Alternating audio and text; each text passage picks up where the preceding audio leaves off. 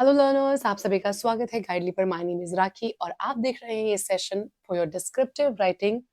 आपका एग्जाम बहुत बहुत नजदीक आ रहा है और अभी बहुत सारी टेंशन्स भी बढ़ रही होंगी। वेल, सोल्यूशन ये है कि आप जो भी पढ़ रहे हैं उसको बस रिवाइज करिए। अब ज्यादा कुछ नई लर्निंग्स को बंद कर दीजिए, क्योंकि एग्जाम में जब टाइम इतना कम रह जाता है तो जो भी हमारी नई लर्निंग्स होंगी वो हमें ज्यादा समय तक याद नहीं रहेंगी। इसलिए बेहतर यही है कि हम अब कोई भी नई चीजों को याद ना करें। जो पुरानी चीजें हैं उनको पॉलिश करना बहुत जरूरी है, ताकि वापस से शाइन आ सके, वो आपको फिर से याद आ जाए। और एग्जाम में जब आप जाके उनको यूज करोगे तो सब कुछ सही होना चाहिए। सभी सब्जेक्ट्स में भी यही अप्लाई होगा और आपके डिस्क्रिप्टिव में भी यही अप्लाई होगा। तो आज हम इस सेशन में क्या जान रहे हैं, हमारे फॉर्मल लेटर को कैसे लिखना है, कैसे एक बढ़िया सा फॉर्मल लेटर आपको बनाना चाहिए कि एग्जाम में आपको लेटर में से पूरे मार्क्स मिले। वेल, आप में से काफी ने पूछा भी था, काफी स्टूडेंट्स ने, कि लेटर में जो पंक्चुएशन है उसे कैसे सही करना है। तो ग्रामर की कुछ इंपॉर्टेंट चीजें भी मैं आपसे यहाँ पर इस सेशन में डिस्कस करूंगी। तो चलिए स्टार्ट करते हैं। अपने इस सेशन को ज़रूर से शेयर कीजिएगा उनके बीच में, जो किसी भी मेंस एग्ज़ाम के लिए जा रहे हैं, ताकि वो एडवांस में आगे वाले एग्ज़ाम की भी तैयारी कर लें। जो अभी कर रहे हैं उनके लिए तो इम्पोर्टेंट है ही। चलो, तो how to write a formal letter, a step by step guide by guidely. सबसे पहली चीज़, फॉर्मल लेटर होता क्या है? आई थिंक हम सबको पता है। फॉर्मल लेटर हमारा होता है जो कि ऑफिशियल, प्रोफेशनल या बिज़नेस पर्पसेस के लिए होता है। इनफॉर्मल लेटर में जो पर्सनल फीलिंग्स होती है, इमोशंस होते हैं, वो यहाँ पर नहीं होते हैं। इसीलिए जो हमारे इनफॉर्मल लेटर होते हैं वो कैजुअल टोन में होते हैं, क्योंकि वो आप फ्रेंड्स या फैमिली मेंबर्स को लिख रहे होते हैं, रिलेटिव्स को लिख रहे होते हैं। फॉर्मल लेटर्स जो होते हैं वो किसी इंडिविजुअल, ऑर्गेनाइजेशन या अथॉरिटीज को लिखे जाते हैं। इसलिए इनके अंदर प्रोफेशनल रिलेशनशिप या प्रोफेशनल टोन को रखना बहुत जरूरी होता है। वर्ड्स होते हैं जो हमें डिफरेंस बताते हैं प्रोफेशनल और कैजुअल का। सबसे बड़ी जो इम्पोर्टेंट चीजें हैं वो क्या क्या है? सबसे पहली चीज, जो फॉर्मेट है वो स्ट्रक्चर्ड होता है। इसीलिए इसी फॉर्मेट की वजह से आपको ये एडवाइस किया जाता है कि आप एग्जाम में फॉर्मल लेटर को चुनें, ना कि इनफॉर्मल को, क्योंकि यहाँ पर फिक्स चीजें हैं।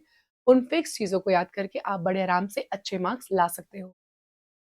लैंग्वेज को प्रोफेशनल रखिएगा, पोलाइट रखिएगा, सिंपल रखिए और एकदम कैजुअल या स्लैंग्स का यूज मत कीजिएगा। क्लियर पर्पस होना चाहिए। आपको पता है आपके जो क्वेश्चन है वहां पर क्लियरली लिखा हुआ है कि आपको लेटर इन्हें लिखना है और ये मैटर देना है। उसी मैटर पे रह के आपको अपना लेटर यहाँ पर फॉर्म करना है। टोन आपकी ऑब्जेक्टिव होनी चाहिए, रिस्पेक्टफुल और प्रोफेशनल टोन को मेंटेन कीजिए स्टार्टिंग से लेके एंड तक। इस फॉर्मल लेटर के स्ट्रक्चर को याद कर लीजिए। SDR, बोलो SDR, SS, SDR SS, BCS। देखो क्या क्या है इसमें। S stands for senders address, D for date, R for recipients मतलब रिसीवर का address, then subject, salutation, BCS body closing and signature. बस यही आपको ध्यान रखना है। आपकी जो लेटर की जो वर्ड लिमिट होती है ना, मोस्टली वर्ड लिमिट इन्हीं में कवर हो जाती है। बस जो हमारा बीच का जो बॉडी, हमारा जो मेन पैराग्राफ होता है, उसके लिए हमारे पास में होता है वो इम्पोर्टेंट डेटा जो हमसे पूछा गया है। बाकी का बहुत सारा इसी में कवर हो जाता है। सेंडर के एड्रेस में क्या आता है? आपका एड्रेस टॉप लेफ्ट कॉर्नर में, डेट में एक लाइन का गैप दीजिए एड्रेस और डेट के बीच में। ये हमारा एड्रेस आया, अगर हमने एक लाइन का गैप देके हमने यहाँ पे डेट को लिखा। अभी बताऊंगी उसका फॉर्मेट क्या होना चाहिए। आपने लिखा यहाँ पे किसका? रिसिपिएंट का एड्रेस। अगेन आपने यहाँ पे थोड़ा सा गैप देके लिखा रिसीवर, जिसको जा रहा है उसका एड्रेस। आपने यहाँ पर लिखा आपका सब्जेक्ट कि आप ये आपका पर्पस क्या है, क्यों ये लिखा जा रहा है, जैसे कि subject application for leave. Salutation में जनरल आप ग्रीट फॉर्मल आप सैल्यूटेशन किसी को देते हैं, dear sir, dear ma'am, dear manager. Close करते हैं yours faithfully, yours sincerely. Signature करते हैं अपने पूरे नाम के साथ में। ये हमारा लेटर ऐसे होता है। ठीक है, आपको पता है कि आप जब जॉब कर रहे होंगे, जब आप बैंक में चले जाएंगे तो जाने के बाद ना आपको ईमेल्स के थ्रू लिखना होता है। ईमेल्स में भी यही फॉर्मल टोन मैटर करती है, इसलिए लेटर आज भी आपके इस करिकुलम का पार्ट बना हुआ है। तो जो निमोनिक है एसडीआर, एसएस, सीबीएस, इसको ध्यान रखिए, एग्जाम में जाते ही इसको रफली नोट कर लीजिए और इसको यूज करिए ताकि आप कुछ भी भूलें ना। आपको वैसे भी याद हो जाएगी। देखो क्या तरीका है। Send dates regularly, send dates regularly so students can benefit successfully. Send dates regularly so students can benefit successfully. ये निमोनिक्स है इसको याद करने की। S D R, S S, C B S मुझे तो ऐसे ही याद है। जो भी सेंडर का एड्रेस होता है हमेशा ध्यान रखें इट शुड बी फिक्शियस। आपको कुछ भी रियल नहीं डालना है, ये करना गलत है और आपके नंबर कट जाएंगे। तो आपको ये बिल्कुल नहीं करना है। आपको अपना नाम अपने एड्रेस में बिल्कुल भी नहीं डालना है। आप जो भी डालेंगे सब कुछ फिक्शन होना चाहिए। Example 10 Oakwood Residency, Sunset Boulevard, Andheri West, Mumbai 40053। ऐसा करके कुछ भी एक आप इमेजिनरी एड्रेस बना लीजिए। It should be like this only. यहाँ पे बहुत सारे वर्ड्स आपको यूज नहीं करने हैं। डेट की बात करेंगे। डेट का जो एक मैनर होता है वो बहुत जरूरी है। कुछ लोग कैजुअली ऐसे लिखते हैं, it's not a right way. आप ऐसे लिखते हैं, ये भी लेटर का फॉर्मेट नहीं है। आप ऐसे लिखते हैं, ये भी फॉर्मेट नहीं है। The best way is 18th November 2024। 7th अगर मुझे लिखना है तो STH, फुल नवंबर, फुल दिसंबर 2024। आप चाहे तो फिर कोमा वाला भी यूज कर सकते हो जिसमें बीच में कोमा आ जाता है, बट ये है हमारा जो बेस्ट है, आप इसी को लिखिए। एक लाइन का गैप यहाँ पर जरूरी होगा।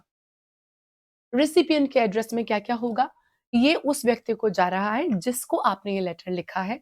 एक जेनेरिक एड्रेस लिखिए आपके लेटर के कॉन्टेक्स्ट के ऊपर।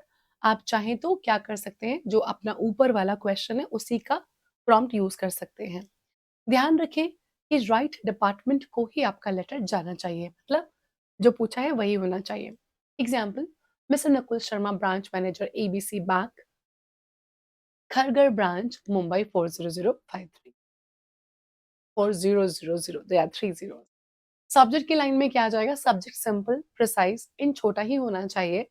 इसमें हमेशा आपको वही डिटेल फिल करनी है जो कंसाइज है। जैसे कि हमने वहां देखा था, application for like leaves, application for the position of marketing executive. तो जो भी आप चाहते हैं वो बहुत छोटा सा, कम से कम शब्दों में लिख दीजिए।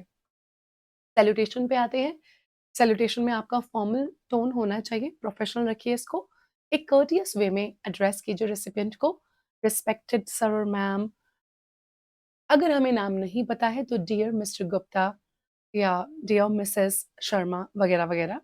आप जो ऊपर आपको क्वेश्चन में दिया है उसमें से भी वो नाम यूज कर सकते हैं। अपना नहीं लिखना है, वहां दिए गए क्वेश्चन प्रॉम्प्ट से आप पिक कर सकते हैं। हे, हाय, हेलो, व्हाट्सएप, नो पे, ये सब प्रोफेशनल टोन्स में नहीं जाता है। Dear missus Saumya, dear sir ma'am, respected sir और ma'am, these are the right ways. इनमें से कोई भी आप पिक कर सकते हैं आपके क्वेश्चन की डिमांड पर। अब आते हैं मेन कंटेंट पर, बिगिनिंग बॉडी। ये जो होता है ये 3 क्लियर सेक्शंस में डिवाइडेड होती है। पहला, इंट्रोडक्शन। स्टार्ट करिए कि आपने ये ऐसे, ये जो सॉरी लेटर है ये क्यों लिखा है ना? आप कौन हैं? आप कौन हैं? और ये लेटर आप क्यों लिख रहे हैं? Example, I am writing this letter to express my interest in the marketing executive position, advertise on your company's website. या फिर, I am a customer of your of your bank and I'm having these issues, जो भी आपके issues हैं। तो आप like कौन है और आप क्यों ये लेटर लिख रहे हैं।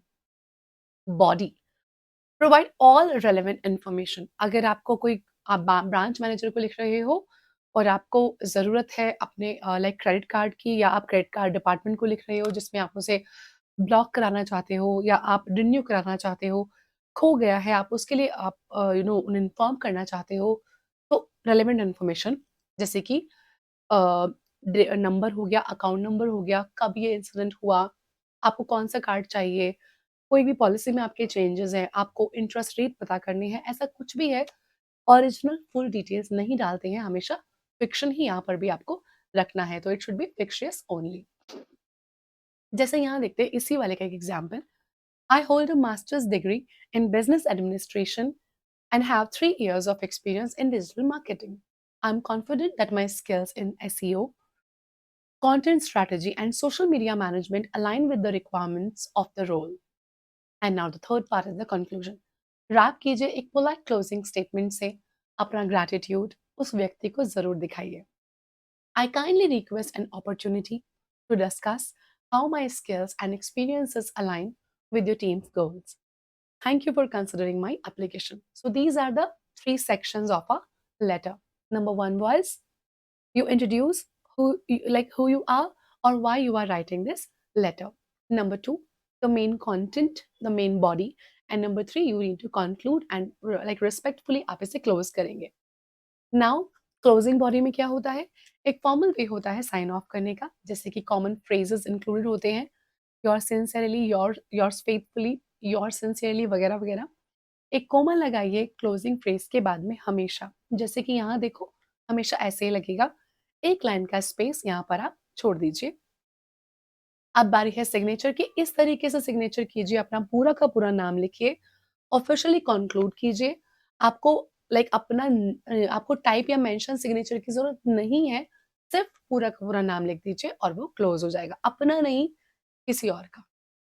यहाँ देखो जैसे कि ये देखो ब्लॉक फॉर्मेट में लिखा हुआ है, informal letters maintaining left alignment for all content is the standard format ensuring clarity and professionalism.